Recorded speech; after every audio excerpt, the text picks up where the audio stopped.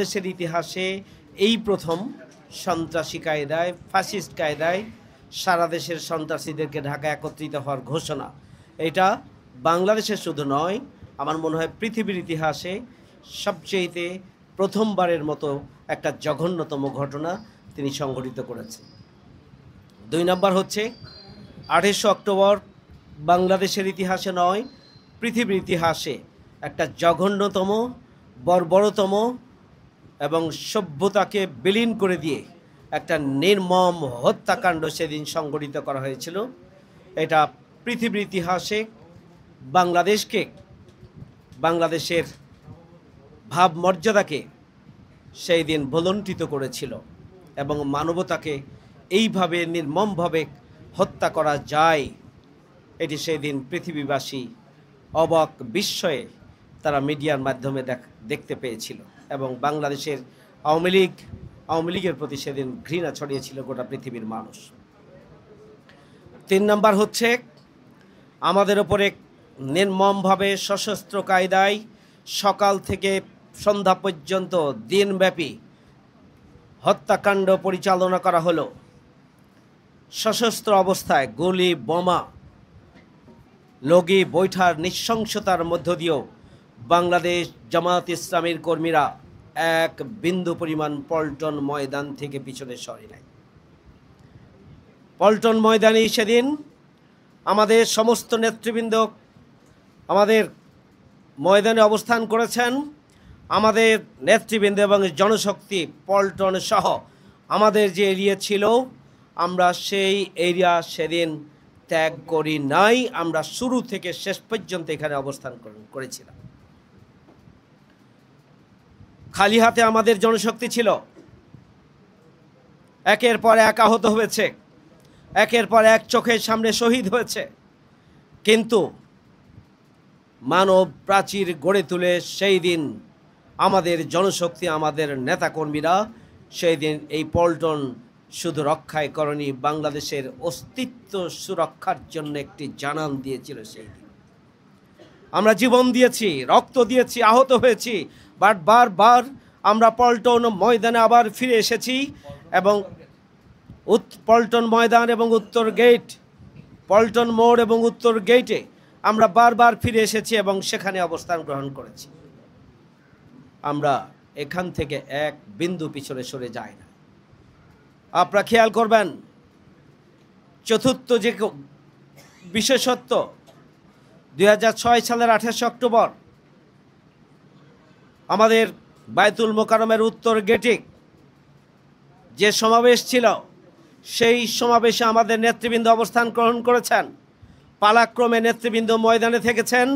আমিরি জামাতের নেতৃত্বে আমাদের নেতৃবৃন্দ স্টেজে থেকে যথাসময়ে সমাবেশ শুরু করেছেন এবং আমিরে জামাত ধীর স্থিরভাবে স্টেজে থেকেই তিনি সেই সময়ের একটা ঐতিহাসিক বক্তব্য দিয়ে যে সাহসিকতার ইতিহাস রচনা করেছেন, এটা বাংলাদেশের ইতিহাসে এটি বিরল, যে জনশক্তি সাথে থেকেই তিনি শেষ পর্যন্ত সমাবেশে সাহসী বক্তব্য উচ্চারণ করে তিনি দিক নির্দেশনা দিয়েছেন জনশক্তিকে, জনগণকে এবং এদেশের মানুষকে।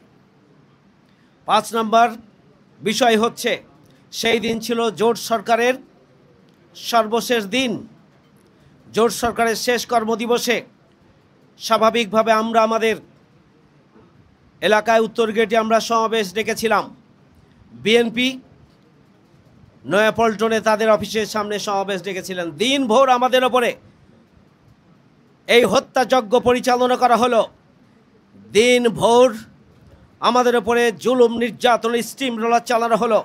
একের পর এক শহীদ হলো, আহত হলো, কিন্তু ওই বিএনপি পুরানা পল্টনে অবস্থান করার পরেও আওয়ামী লীগকে প্রতিহত করার জন্য জামায়াত ইসলামীর সাথে তারা এগিয়ে আসে নাই। অথচ সেই দিন 4 দলীয় জোটের কার্যদিবস ছিল, শেষ কার্যদিবস। অথচ সেই দিন বিএনপির নেতাকর্মীরা জামাতের উপরে সারা দিন ধরে এই ধরনের হত্যাযজ্ঞ পরিচালনা করার পরও তারা এগিয়ে এসে আওয়ামী লীগকে প্রতিহত করার জন্য কোনো ভূমিকা পালন করলেন না। 6 নম্বর হচ্ছে শেষ কার্যদিবস পর্যন্ত 4 দলীয় জোট সরকার ছিল, কিন্তু সেই দিন পুলিশ বাহিনী, আইন শৃঙ্খলা বাহিনী নীরব দর্শকের ভূমিকা পালন করেছিল। তাহলে এই হত্যাযজ্ঞের পিছনে, এই হত্যাযজ্ঞকে থামানোর জন্য আইন শৃঙ্খলা বাহিনীর যে ভূমিকা রাখার দরকার ছিল, সেই দিন সেই ভূমিকা তারা কেন রাখলেন না?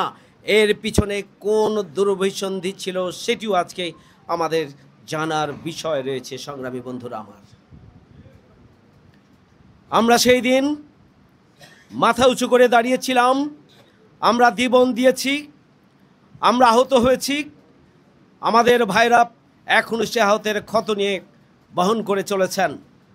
এরই ধারাবাহিকতায় আমরা লক্ষ্য করেছি মঈনুদ্দিন এবং ফখরুদ্দিনের যে সরকার গঠিত হয়েছিল, সেই সরকার 2008 সালের 29শে ডিসেম্বরের নির্বাচনে শেখ হাসিনাকে ক্ষমতায় আনার জন্য তাদের যে চুক্তি ছিল সেটিকে পাকাপোক্ত করেছিল। ফখরুদ্দিন মঈনুদ্দিনের যাবতীয় অপকর্মকে সেদিন অনুমোদন দেওয়ার সিদ্ধান্ত আওয়ামী লীগ দিয়েছিলেন এবং পিছন দরজা দিয়ে ক্ষমতা এসেছিলেন। 2006 সালের 28শে অক্টোবর ফ্যাসিবাদের সেই পদধ্বনির মাধ্যমে বাংলাদেশ যে পথ হারিয়েছিল, আমরা 17.5 বছর গণতান্ত্রিক যে বাংলাদেশ, সে বাংলাদেশ তাদের পথ হারিয়েছিল। 2009 সালে পিলখানা হত্যাকাণ্ড সংঘটিত করা হয়েছে। 2013 সালে হত্যাকাণ্ড সংঘটিত করা হয়েছে শাপলা চত্বরে 5ই মে। আমাদের আমিরে জামাত সহ শীর্ষ নেতৃবৃন্দকে মিথ্যা মামলা দিয়ে ট্রাইব্যুনালের মাধ্যমে হত্যা করা হয়েছে। শীর্ষ 11 জন নেতাকে জেলের ভিতরে এবং বাইরে হত্যা করা হয়েছে। শত শত নেতাকর্মীকে হত্যা করা হয়েছে, গুম করা হয়েছে, খুন করা হয়েছে। জামাতকে নিষিদ্ধ করা হয়েছে, জামাতের নিবন্ধন কেড়ে নেওয়া হয়েছে, জামাত ইসলামীর প্রতীক দাঁড়িপাল্লাকে পর্যন্ত কেড়ে নেওয়া হয়েছে। তারা চেয়েছিল জামাত ইসলামীকে নিষিদ্ধ করে এই বাংলাদেশ আওয়ামী লীগ 41 সাল পর্যন্ত ক্ষমতায় থাকার স্বপ্ন বাস্তবায়ন করেছিল। আমরা আমাদের উপরে জুলুম, নির্যাতন, রিপ্রেশনের স্টিমরোলারের ধারাবাহিকতায় আমরা একটা মজলুম দল হিসাবে আমরা নিজেদের অস্তিত্ব রক্ষার পাশাপাশি জনগণের মুক্তি এবং কল্যাণের জন্য গণতান্ত্রিক আন্দোলনের ধারাবাহিকতা অব্যাহত রাখার জন্য চেষ্টা করেছিলাম। 2024 সালে তারই ধারাবাহিকতায় এদেশের ছাত্র সমাজ, তরুণ সমাজের নেতৃত্বে এদেশের 18 কোটি মানুষ ঐক্যবদ্ধভাবে ফ্যাসিস্ট আওয়ামী অপশক্তির হাত থেকে 5 আগস্ট, জুলাই গণঅভ্যুত্থানের মধ্য দিয়ে আমাদের নতুন বাংলাদেশ আমরা পেয়েছি। আজকে আমরা এই নতুন বাংলাদেশে এসে সরকারের কাছে পরিষ্কার দাবি জানাতে চাই, 28 অক্টোবরের লগিবট্টার হত্যাকারী, গণহত্যাকারী শেখ হাসিনার বিচার এবং তার সহযোগীদের বিচার, খুনিদের বিচার নিশ্চিত করতে হবে। আমরা দাবি জানাতে চাই, আমাদের মামলাটিকে এবং মামলার কাগজপত্র সব কিছুকে ফেলা হয়েছে, ধ্বংস করে দেওয়া হয়েছে। আমরা মামলাটিকে পুনরুজ্জীবিত করে প্রয়োজনে ট্রাইব্যুনালের আওতায় শেখ হাসিনা এবং খুনিদের বিচার নিশ্চিত করতে হবে। আমরা 3 নম্বর দাবি জানাতে চাই, অন্তর্বর্তীকালীন সরকারকে ধন্যবাদ জানাই যে তারা 5ই মে শাপলা চত্বরের গণহত্যায় যারা শাহাদাত বরণ করেছেন প্রতিটি পরিবারকে তারা ক্ষতিপূরণ দিয়েছেন। আমি সরকারের কাছে দাবি জানাতে চাই, 2006 সালের 28শে অক্টোবরের নৃশংস হত্যাকাণ্ডের শিকার যেই সমস্ত শহীদ পরিবারকে আর্থিকভাবে ক্ষতিপূরণ দিতে হবে, আহতদেরকে আর্থিকভাবে ক্ষতিপূরণ দিতে হবে। আমরা সেই দাবি আজকে জানাতে চাই। আমরা হাজারো শহীদের রক্তের বিনিময়ে যে নতুন বাংলাদেশ পেয়েছি, সেই নতুন বাংলাদেশে আর কোনো ফ্যাসিবাদ আবার ফিরে আসুক আমরা চাই না। এই জন্য আমরা 5 দফা দাবির মধ্যে পরিষ্কারভাবে বলেছি যে আমাদের আগামী নির্বাচনে লেভেল প্লেয়িং ফিল্ড নিশ্চিত করতে হবে। আগামী নির্বাচনে আইন শৃঙ্খলা বাহিনী এবং জনপ্রশাসনের ভূমিকা, নিরপেক্ষ ভূমিকা নিশ্চিত করতে হবে। আগামী নির্বাচনের আগেই জুলাই সনদের আইনগত ভিত্তি নিশ্চিত করার জন্য নভেম্বরের মধ্যে গণভোট দিতে হবে এবং আগামী 2026 সালের মধ্য